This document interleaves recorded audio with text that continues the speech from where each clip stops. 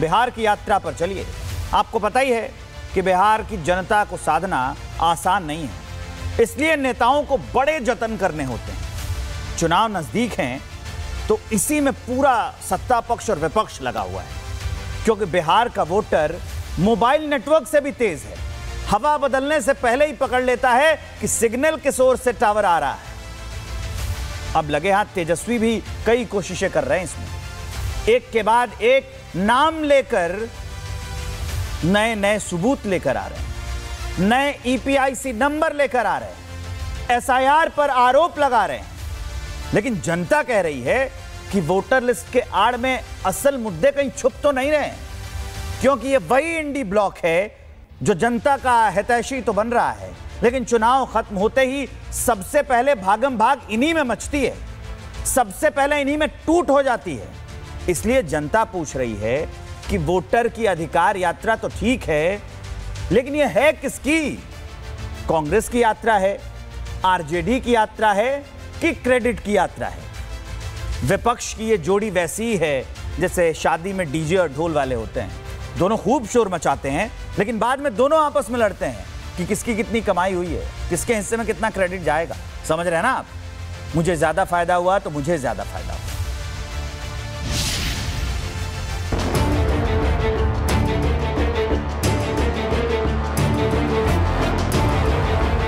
17 तारीख को तो हम लोग जा ही रहे हैं यात्रा पर, राहुल जी, हम लोग सब लोग, और जनता के बीच जाएंगे, अपनी बात को रखेंगे और हम लोग देखेंगे कि क्या माहौल है।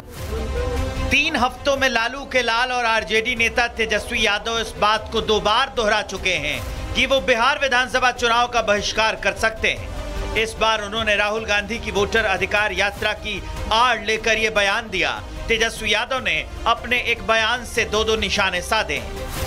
पहला ये कि ये बयान उनकी रणनीति का हिस्सा है, जिससे वो चुनाव आयोग और भारतीय जनता पार्टी पर दबाव बनाना चाहते हैं, और दूसरा ये कि इस यात्रा के जरिए एसआईआर के मुद्दे को बिहार विधानसभा चुनाव तक बनाए रखने की कवायद माना जा रहा है। साफ है, राहुल गांधी की 17 अगस्त से शुरू होने वाली बिहार यात्रा से पहले तेजस्वी जनता का मूड भांपने की बात कर रहे हैं। आरजेडी और इंडी गठबंधन का ये कदम विपक्ष की रणनीति को नई दिशा दे सकता है। इसके साथ ही तेजस्वी ये भी दिखाना चाहते हैं कि उनमें केंद्र की मोदी सरकार से लड़ने का जज्बा भी है। बेशक वोट बहिष्कार की बार-बार धमकी देना उनका एक सियासी दांव है, लेकिन ये उन्हें आने वाले विधानसभा चुनाव में कहीं से कहीं तक फायदा कतई नहीं देने वाला है, क्योंकि एसआईआर के मुद्दे को उठाने के लिए असल में विपक्ष ये भूल बैठा है कि जनता क्या चाहती है। जनता के मुद्दों से विपक्ष भटक गया है और वो सिर्फ एसआईआर चिल्ला रहा है। दूसरे सियासी खेमे से लड़ने के बजाय वो चुनाव आयोग से 2 हाथ करने में लगा है। इसलिए तेजस्वी यादव ने जब 2 वोटर आईडी कार्ड के नंबर पर खुद को घिरते देखा तो पहले तो बिहार के डेप्यूटी सीएम विजय सिन्हा पर भी यही आरोप लगाया। अब तेजस्वी ने मुजफ्फरपुर की मेयर निर्मला देवी और उनके देवर के पास 2 वोटर कार्ड होने के आरोप लगाए। मुजफ्फरपुर की मेयर है निर्मला देवी, इनके एक एपिक आईडी नहीं बल्कि 2 एपिक आईडी है एक ही विधानसभा के। केवल निर्मला देवी के ही नहीं, निर्मला देवी के 2 देवर हैं, उन दोनों देवर के भी 2 एपिक आईडी जो है ये है 257 बूथ नंबर 257 निर्वाचन क्षेत्र मुजफ्फरपुर। तेजस्वी ने चुनाव आयोग के खिलाफ मोर्चा खोला हुआ है, लेकिन चुनाव आयोग लगातार इस मुद्दे पर एक्टिव मोड में है। चुनाव आयोग ने निर्मला देवी को नोटिस जारी किया है और 4 दिन के अंदर जवाब मांगा है। तेजस्वी यादव ने तो उन लोगों का भी जिक्र किया जिन लोगों का नाम एसआईआर में मृत लोगों की लिस्ट में शामिल था, लेकिन उन्हें कल जिंदा अदालत में पेश किया गया। एसआईआर का मामला जो है सुप्रीम कोर्ट में चल रहा है और कल तो जिन लोगों की एसआईआर के बाद मृत्यु लिस्ट में नाम था उन लोगों को जिंदा जो है अदालत में पेश भी किया गया। देखिए, ये एक गंभीर मामला है। वोट की चोरी लोग कह रहे हैं चुनाव आयोग जो है वोट की डकैती कर रहा है बीजेपी के इशारे पर। अब जब खुलासा होने लगा है तो बीजेपी की बोलती बंद है। लेकिन इस पर चुनाव आयोग का साफ कहना है कि ये कोई फिल्म नहीं चल रही है। अगर ऐसी गलती हुई है तो ऑनलाइन फॉर्म भरकर इसे सुधारा जा सकता है। योगेंद्र यादव और लोगों को अदालत में लाने के बजाय उनके आवेदन डिजिटल रूप से अपलोड कर दिया जाए ताकि आयोग मामले की जांच कर सके, क्योंकि चुनाव आयोग ने ड्राफ्ट वोटर लिस्ट में नाम जुड़वाने या हटाने के लिए 30 अगस्त तक का समय तो दिया ही है। इस पर बीजेपी भी विपक्ष को आड़े हाथों ले रही है। चुनाव आयोग का नोटिस आया, हमने जवाब दिया, ईपिक नंबर भी मेरा खत्म हुआ और मेरे पास सबूत था। आप क्यों नहीं अभी तक जवाब दे पाए? आपने 2 जगह का कहां दुरुपयोग किया। छोटा भाई बड़ा भाई बन कैसे गया, बड़ा भाई छोटा भाई बन गया, ये चमत्कार कैसे? कोई जवाब नहीं। आरोप लगाते हो तो जवाब देने की ताकत रखो। तेजस्वी यादव जी, मेरी सामान्य समझ काम कर रही है, आपका समझ क्यों नहीं काम कर रहा है? SIR का मतलब क्या है? विशेष गहन मतदाता पुनरीक्षण का मतलब है कि डबल ईपिक नंबर है उसमें डिलीट करना है, डबल नाम है उसको डिलीट करना है, मृतक का नाम हटाना, वो भी ड्राफ्ट पब्लिकेशन हुआ है अभी। जब से SIR की प्रक्रिया बिहार में शुरू हुई है तब से विपक्ष इसे बिना जाने और समझे केवल इसका विरोध कर रहा है। राहुल गांधी ने भी अभी हाल में एक लंबी चौड़ी प्रेजेंटेशन देकर चुनाव आयोग को घेरा था। उसमें कर्नाटक में ऐसे पते बताए थे जिन्हें उन्होंने फर्जी करार दिया था, लेकिन आज उनके दावों की पोल भी वही रहने वाले इन लोगों ने खोल दी, जो ये बता रही है कि वहां 15 सालों से भी ज्यादा समय से रह रहे हैं। ನಾವಿಲ್ಲಿ ಭೋಗನಹಳ್ಳಿಯಲ್ಲಿ 15 ವರ್ಷದಿಂದ ಇದ್ದೀರಿ, 15-16 ವರ್ಷದಿಂದ ನಾವು ಫಸ್ಟ್ ಆ ಮನೆಗೆ ಇದ್ರಿ, ಇವಾಗ ಆ ಮನೆಯಿಂದ ಈ ಮನೆಗೆ ಶಿಫ್ಟ್ ಆಗಿದ್ರಿ, ಬಟ್ ಮನೆ ನಂಬರ್ ಗೊತ್ತಿದೆ. ನಾವು ಇಲ್ಲೇ ಹುಟ್ಟಿ ಇಲ್ಲೇ ಬೆಳೆದಿರೋದು, ಇದೇ ಊರಲ್ಲೇ ಬದುಕಿರೋದು, ಈ ಸಾಯೋದು ಇಲ್ಲೇ ಬದುಕೋದು ಇಲ್ಲೇ, ಮತದಾರರಿದ್ದಲ್ಲಿ ಏನು ಮನೆ ನಂಬರ್ 0 ಅಂತ ಬಂದಿದೆ. ಶ್ರೀಕಾಂತ್ ಶರ್ಮಾ ನಮ್ಮ ಮನೆ ಬಾಡಿಗೆಯಲ್ಲಿ ಇರೋದು, ಅಂದರೆ ಮುಂಚೆ ಕೆರೆ ಹತ್ರ ಇದೆ, ಮತ್ತೆ ನಾವು ಮನೆ ಸೀಟ್ ಮನೆಯಲ್ಲಿ, ಇವಾಗ ಮನೆ ಚೇಂಜ್ ಮಾಡಿ ಅಲ್ಲಿ ಬಂದೆ 3-4 ತಿಂಗಳಾಗಿದೆ। विपक्ष के आरोप तार तार होते जा रहे हैं। विपक्ष ने सबसे पहले आधार को SIR प्रक्रिया में शामिल करने का मुद्दा उठाया था, लेकिन सुप्रीम कोर्ट ने चुनाव आयोग के रुख को सही बताया था। देश की शीर्ष अदालत ने साफ कह दिया है कि आधार को नागरिकता के निर्णायक प्रमाण के रूप में स्वीकार नहीं किया जा सकता, इसे सत्यापित करना जरूरी है।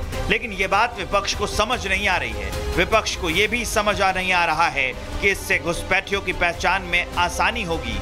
वो तो बस जनता के मुद्दों को छोड़कर मानो इस चुनाव में चुनाव आयोग से ही लड़ने लगा है। यह दर्शाता है कि विपक्ष के लिए देश नहीं, सत्ता सर्वोपरि। बिहार की यात्रा पर चलिए। आपको पता ही है कि बिहार की जनता को साधना आसान नहीं है, इसलिए नेताओं को बड़े जतन करने होते हैं। चुनाव नजदीक हैं तो इसी में पूरा सत्ता पक्ष और विपक्ष लगा हुआ है, क्योंकि बिहार का वोटर मोबाइल नेटवर्क से भी तेज है। हवा बदलने से पहले ही पकड़ लेता है कि सिग्नल किस ओर से टावर आ रहा है। अब लगे हाथ तेजस्वी भी कई कोशिशें कर रहे हैं इसमें, एक के बाद एक नाम लेकर नए नए सबूत लेकर आ रहे हैं, नए EPIC नंबर लेकर आ रहे हैं, SIR पर आरोप लगा रहे हैं। लेकिन जनता कह रही है कि वोटर लिस्ट के आड़ में असल मुद्दे कहीं छुप तो नहीं रहे, क्योंकि ये वही इंडी ब्लॉक है जो जनता का हितैषी तो बन रहा है, लेकिन चुनाव खत्म होते ही सबसे पहले भागम भाग इन्हीं में मचती है, सबसे पहले इन्हीं में टूट हो जाती है। इसलिए जनता पूछ रही है कि वोटर की अधिकार यात्रा तो ठीक है, लेकिन यह है किसकी? कांग्रेस की यात्रा है, RJD की यात्रा है कि क्रेडिट की यात्रा है? विपक्ष की ये जोड़ी वैसी ही है जैसे शादी में DJ और ढोल वाले होते हैं, दोनों खूब शोर मचाते हैं, लेकिन बाद में दोनों आपस में लड़ते हैं कि किसकी कितनी कमाई हुई है, किसके हिस्से में कितना क्रेडिट जाएगा। समझ रहे हैं ना आप? मुझे ज्यादा फायदा हुआ तो मुझे ज्यादा फायदा हुआ।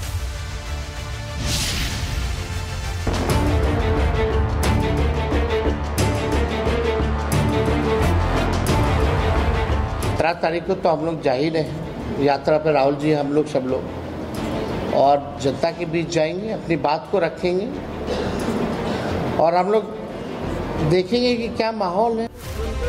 3 हफ्तों में लालू के लाल और आरजेडी नेता तेजस्वी यादव इस बात को 2 बार दोहरा चुके हैं कि वो बिहार विधानसभा चुनाव का बहिष्कार कर सकते हैं। इस बार उन्होंने राहुल गांधी की वोटर अधिकार यात्रा की आड़ लेकर ये बयान दिया। तेजस्वी यादव ने अपने एक बयान से 2 निशाने साधे हैं। पहला ये कि ये बयान उनकी रणनीति का हिस्सा है, जिससे वो चुनाव आयोग और भारतीय जनता पार्टी पर दबाव बनाना चाहते हैं, और दूसरा ये कि इस यात्रा के जरिए एसआईआर के मुद्दे को बिहार विधानसभा चुनाव तक बनाए रखने की कवायद माना जा रहा है। साफ है, राहुल गांधी की 17 अगस्त से शुरू होने वाली बिहार यात्रा से पहले तेजस्वी जनता का मूड भांपने की बात कर रहे हैं। आरजेडी और इंडी गठबंधन का ये कदम विपक्ष की रणनीति को नई दिशा दे सकता है। इसके साथ ही तेजस्वी ये भी दिखाना चाहते हैं कि उनमें केंद्र की मोदी सरकार से लड़ने का जज्बा भी है। बेशक वोट बहिष्कार की बार-बार धमकी देना उनका एक सियासी दांव है, लेकिन ये उन्हें आने वाले विधानसभा चुनाव में कहीं से कहीं तक फायदा कतई नहीं देने वाला है, क्योंकि एसआईआर के मुद्दे को उठाने के लिए असल में विपक्ष ये भूल बैठा है कि जनता क्या चाहती है। जनता के मुद्दों से विपक्ष भटक गया है और वो सिर्फ एसआईआर चिल्ला रहा है। दूसरे सियासी खेमे से लड़ने के बजाय वो चुनाव आयोग से 2 हाथ करने में लगा है। इसलिए तेजस्वी यादव ने जब 2 वोटर आईडी कार्ड के नंबर पर खुद को घिरते देखा तो पहले तो बिहार के डेप्यूटी सीएम विजय सिन्हा पर भी यही आरोप लगाया। अब तेजस्वी ने मुजफ्फरपुर की मेयर निर्मला देवी और उनके देवर के पास 2 वोटर कार्ड होने के आरोप लगाए। मुजफ्फरपुर की मेयर है निर्मला देवी, इनके एक एपिक आईडी नहीं बल्कि 2 एपिक आईडी है एक ही विधानसभा के। केवल निर्मला देवी के ही नहीं, निर्मला देवी के 2 देवर हैं, उन दोनों देवर के भी 2 एपिक आईडी जो है ये है 257 बूथ नंबर 257 निर्वाचन क्षेत्र मुजफ्फरपुर। तेजस्वी ने चुनाव आयोग के खिलाफ मोर्चा खोला हुआ है, लेकिन चुनाव आयोग लगातार इस मुद्दे पर एक्टिव मोड में है। चुनाव आयोग ने निर्मला देवी को नोटिस जारी किया है और 4 दिन के अंदर जवाब मांगा है। तेजस्वी यादव ने तो उन लोगों का भी जिक्र किया जिन लोगों का नाम एसआईआर में मृत लोगों की लिस्ट में शामिल था, लेकिन उन्हें कल जिंदा अदालत में पेश किया गया। एसआईआर का मामला जो है सुप्रीम कोर्ट में चल रहा है और कल तो जिन लोगों की एसआईआर के बाद मृत्यु लिस्ट में नाम था उन लोगों को जिंदा जो है अदालत में पेश भी किया गया। देखिए ये एक गंभीर मामला है, वोट की चोरी लोग कह रहे हैं। चुनाव आयोग जो है वोट की डकैती कर रहा है बीजेपी के इशारे पर। अब जब खुलासा होने लगा है तो बीजेपी की बोलती बंद है। लेकिन इस पर चुनाव आयोग का साफ कहना है कि ये कोई फिल्म नहीं चल रही है। अगर ऐसी गलती हुई है तो ऑनलाइन फॉर्म भरकर इसे सुधारा जा सकता है। योगेंद्र यादव और लोगों को अदालत में लाने के बजाय उनके आवेदन डिजिटल रूप से अपलोड कर दिया जाए ताकि आयोग मामले की जांच कर सके, क्योंकि चुनाव आयोग ने ड्राफ्ट वोटर लिस्ट में नाम जुड़वाने या हटाने के लिए 30 अगस्त तक का समय तो दिया ही है। इस पर बीजेपी भी विपक्ष को आड़े हाथों ले रही है। चुनाव आयोग का नोटिस आया, हमने जवाब दिया, ईपिक नंबर भी मेरा खत्म हुआ और मेरे पास सबूत था। आप क्यों नहीं अभी तक जवाब दे पाए? आपने 2 जगह का कहां दुरुपयोग किया। छोटा भाई बड़ा भाई बन कैसे गया, बड़ा भाई छोटा भाई बन गया, ये चमत्कार कैसे? कोई जवाब नहीं। आरोप लगाते हो तो जवाब देने की ताकत रखो। तेजस्वी यादव जी, मेरी सामान्य समझ काम कर रही है, आपका समझ क्यों नहीं काम कर रहा है? एसआईआर का मतलब क्या है? विशेष गहन मतदाता पुनरीक्षण का मतलब है कि डबल ईपिक नंबर है उसमें डिलीट करना है, डबल नाम है उसको डिलीट करना है, मृतक का नाम हटाना, वो भी ड्राफ्ट पब्लिकेशन हुआ है अभी।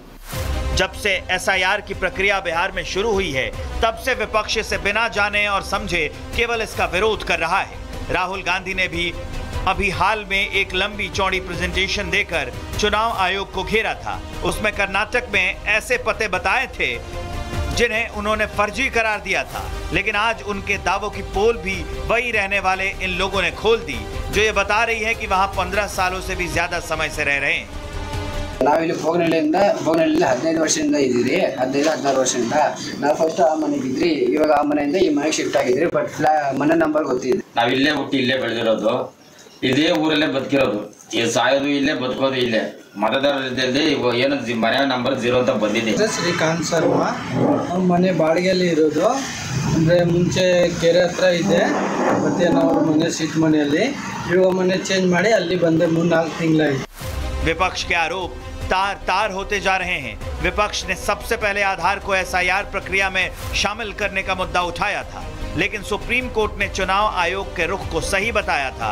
देश की शीर्ष अदालत ने साफ कह दिया है कि आधार को नागरिकता के निर्णायक प्रमाण के रूप में स्वीकार नहीं किया जा सकता, इसे सत्यापित करना जरूरी है। लेकिन ये बात विपक्ष को समझ नहीं आ रही है। विपक्ष को ये भी समझ आ नहीं आ रहा है कि इससे घुसपैठियों की पहचान में आसानी होगी। वो तो बस जनता के मुद्दों को छोड़कर मानो इस चुनाव में चुनाव आयोग से ही लड़ने लगा है। यह दर्शाता है कि विपक्ष के लिए देश नहीं, सत्ता सर्वोपरि।